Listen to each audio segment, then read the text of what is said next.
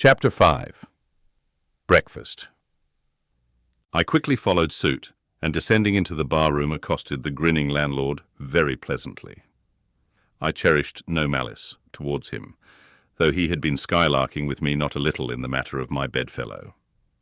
However, a good laugh is a mighty good thing, and rather too scarce a good thing, the more's the pity. So if any one man in his own proper person affords stuff for a good joke to anybody, let him not be backward, but let him cheerfully allow himself to spend, and be spent in that way. And the man that has anything bountifully laughable about him, be sure there is more in that man than you perhaps think for. The bar-room was now full of the boarders who had been dropping in the night previous, and whom I had not as yet had a good look at.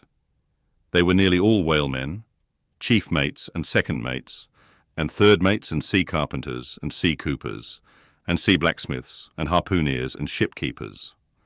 A brown and brawny company with bosky beards, an unshorn, shaggy set, all wearing monkey jackets for morning gowns.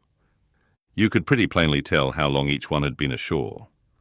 This young fellow's healthy cheek is like a sun-toasted pear in hue, and would seem to smell almost as musky. He cannot have been 3 days landed from his Indian voyage. That man next him looks a few shades lighter. You might say a touch of satin wood is in him. In the complexion of a third still lingers a tropic tawn, but slightly bleached withal. He doubtless has tarried whole weeks ashore. But who could show a cheek like Queequeg, which, barred with various tints, seemed like the Andes' western slope, to show forth in one array contrasting climates, zone by zone.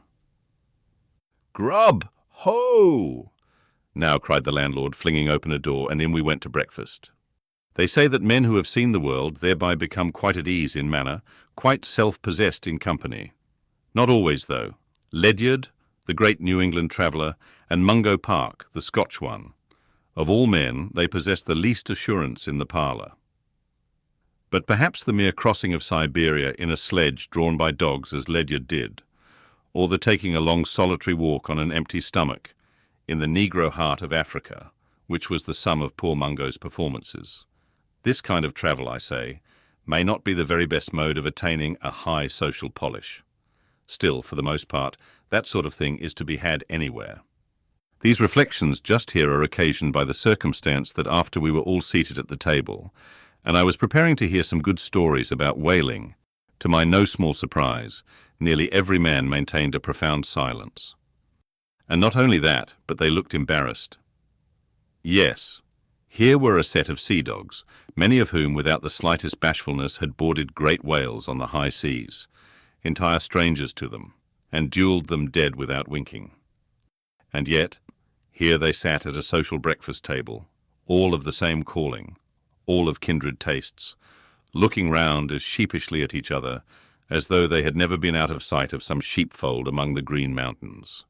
A curious sight, these bashful bears, these timid warrior whalemen. But as for Queequeg, why, Queequeg sat there among them, at the head of the table too, it so chanced, as cool as an icicle. To be sure, I cannot say much for his breeding. His greatest admirer could not have cordially justified his bringing his harpoon into breakfast with him, and using it there without ceremony. Reaching over the table with it, to the imminent jeopardy of many heads, and grappling the beefsteaks towards him. But that was certainly very coolly done by him, and everyone knows that in most people's estimation, to do anything coolly is to do it genteelly.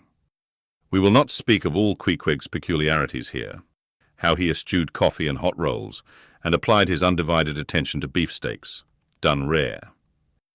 Enough that when breakfast was over, he withdrew like the rest into the public room, lighted his tomahawk pipe, and was sitting there quietly digesting and smoking with his inseparable hat on, when I sallied out for a stroll.